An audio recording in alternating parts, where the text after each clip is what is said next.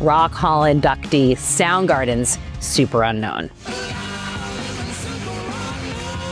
By the time Super Unknown dropped in 1994, Soundgarden had already broken out of Seattle's underground. But this was the record that cemented their legacy, and it completely changed my life. Super Unknown expanded the edges of what rock could be, sonically, emotionally, and culturally. It was dark, driving, dense, hypnotic. It was heavy in a way that felt almost spiritual. It was a perfect storm of metal, punk, and psychedelia, and filtered through something primal and haunted. It was just gorgeous. Chris Cornell was the soul of the band. He wasn't just the greatest rock singer of his generation, he was one of the greatest of all time.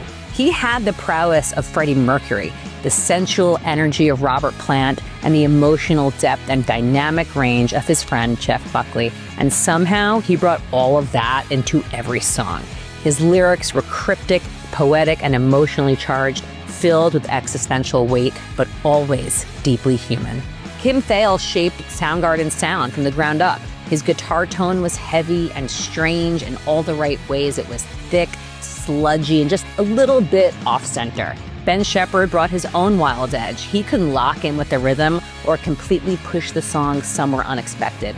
Matt Cameron was the heartbeat. His drumming gave the songs movement and tension, always with feel and always with something clever just beneath the surface. Super Unknown debuted at #1 on the Billboard 200, went 6 times platinum, and won 2 Grammys. Black Hole Sun felt like a surrealist lullaby for the end of the world. The video alone blew my mind, and I can remember the very first time I saw that video. I was mesmerized, enthralled, obsessed.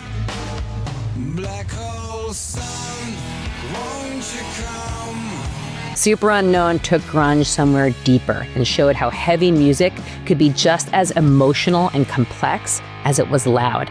And heartbreakingly, Super Unknown became part of a legacy that was cut short. This morning, the music world is remembering grunge rock pioneer Chris Cornell. Cornell died unexpectedly late last night. He was in Detroit and he was 52 years old. I was incredibly fortunate to be in touch with Chris just before he passed while I was putting together the This Is Chris Cornell playlist for Spotify. And getting to collaborate with Chris was a life highlight.